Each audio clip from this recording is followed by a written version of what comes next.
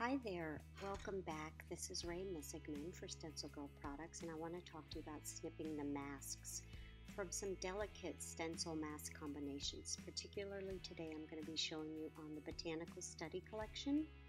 So the first thing I'm going to do, since this is a 9x12, is cut apart the individual pieces. Not only does this make it easier to separate the masks, I can use the individual stencils in my work, on my jelly plate, in my journals, easier than I could if they were all attached to the 9x12 housing.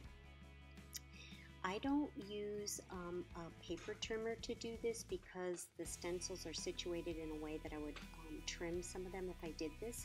So I just kind of cut them apart with scissors, free form, to give me enough of a block on the side to produce nice stencil marks when I use the individual stencils.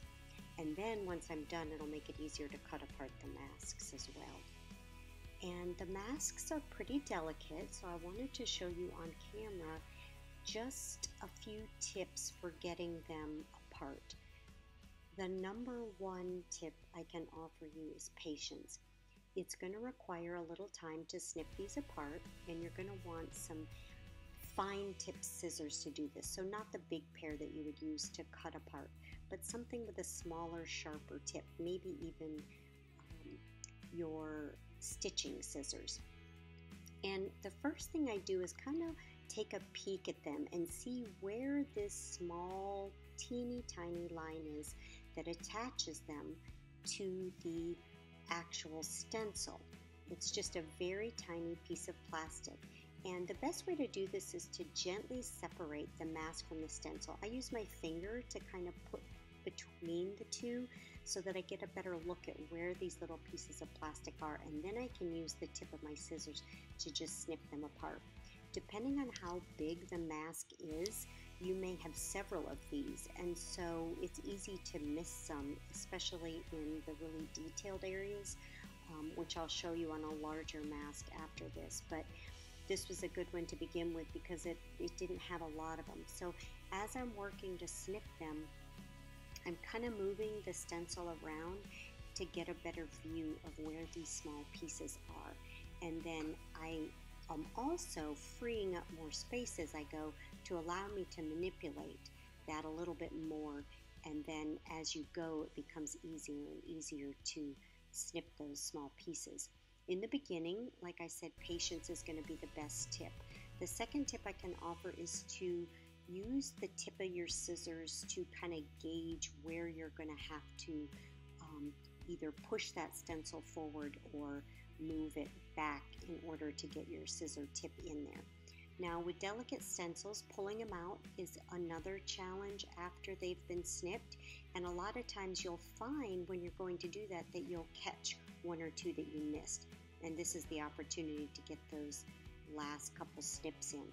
When you're separating the mask from the stencil, it's important to use care, but again, patience.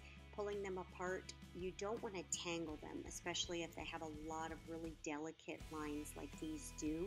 So this is a project in itself. I promise you the end results with using them is really worth the housekeeping to get them apart. And as you can see, there are very delicate lines there, but it wasn't too bad to snip them. So if your scissor tips aren't sharp, you might want to look for another pair. There are also going to be times when you use the back of your scissors, so check those out before you start. Again, here's a large mask, very delicate, lots of small pieces, and I use my finger to kind of manipulate those pieces, pulling them to the front or pushing them to the back, and kind of rotating it till I get the feeling it's the best place for me to put my scissors in and snip it. And you can see there that one freed up. Now on a bigger section like this, it's easier to get your finger behind the stencil, or the mask rather, and push it forward, and then you'll see those lines very easily and be able to snip them. Now the more places you free up as you go, the easier it gets. This stencil, or mask in particular, will become tangled easily, so again, use caution. here I'm pushing the petals to the back so that I can easily see that line and snip it. And each time I'm freeing up more of the mask, giving myself more room to work. I try to concentrate on one area at a time because it makes it easier, and then I leave a lot of the really delicate areas, say the center of this mask where all the stems meet the roots, till the last section of snipping, because it becomes a little bit easier then to manipulate. So I'll just keep rotating the stencil as I go and looking for those small tiny pieces of plastic that are holding this mask into the stencil.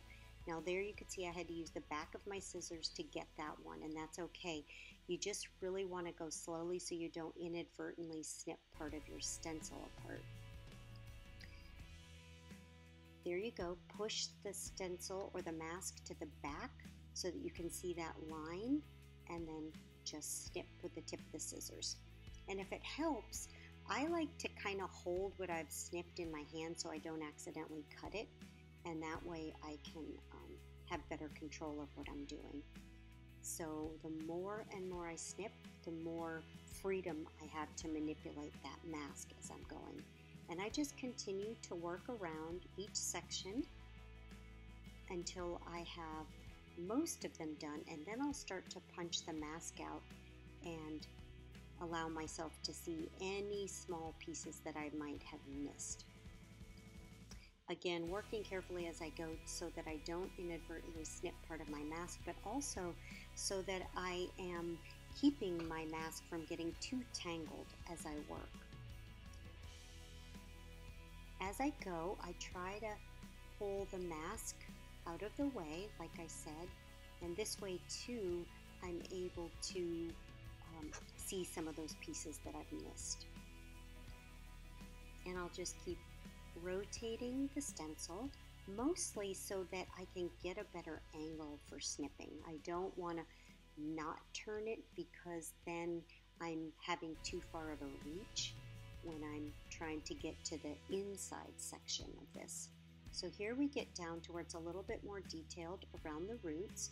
So as I'm snipping, I'm trying to hold the other pieces out of the way. And again, I'm using my fingers as a backdrop so that I can see any small lines that I might have missed, keeping it gathered in my hand and untangled as I go. Any tiny lines, just be careful to move slowly so you don't snip them apart from your mask like we talked about, and then just gently work your way around. Again, like I said, it's a lesson in patience, but in the end you'll have these beautiful, very delicate, intricate stencils and masks to work with. So I hope those couple tips helped and that you have fun using your study collection once you've separated them. So happy creating!